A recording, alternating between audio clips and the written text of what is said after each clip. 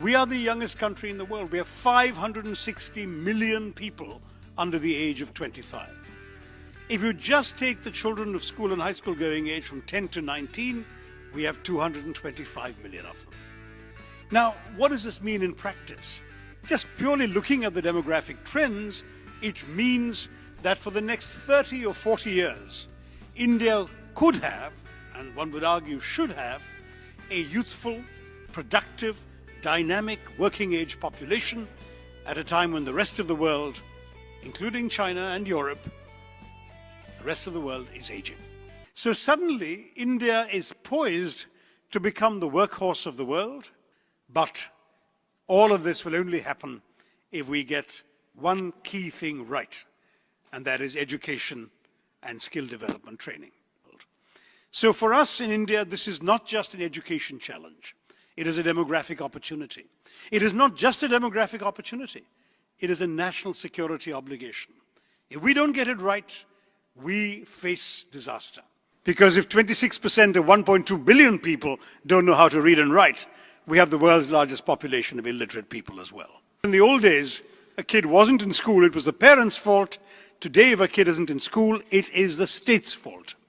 And that has created an enormous spur of enrollment. When I went out to graduate school in 1975, I discovered that every single graduate of an IIT was guaranteed a scholarship somewhere in America. Just getting into an IIT showed that your quality was higher than that of the average applicant to an American graduate school. That's the kind of reputation these institutions have.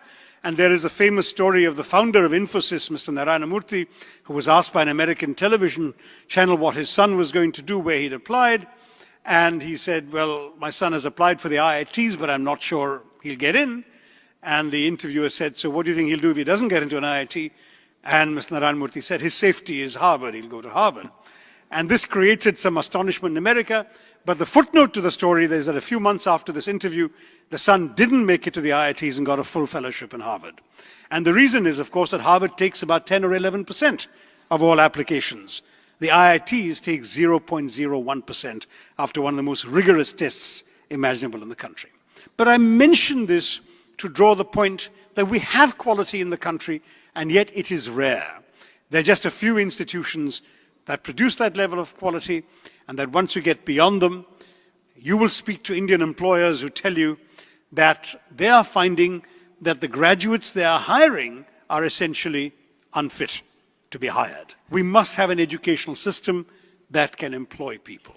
And that doesn't just mean the IITs and the engineering institutions. It means that those who are not able, capable, or interested in going into those institutions should have a worthwhile available alternative. And that alternative must lie in vocational training. Too much of our education has concentrated on filling the children's heads with facts in order to be able to prepare for and pass an examination. That examination culture is deeply entrenched in India. As I said, I don't know if it applies elsewhere, it may well do.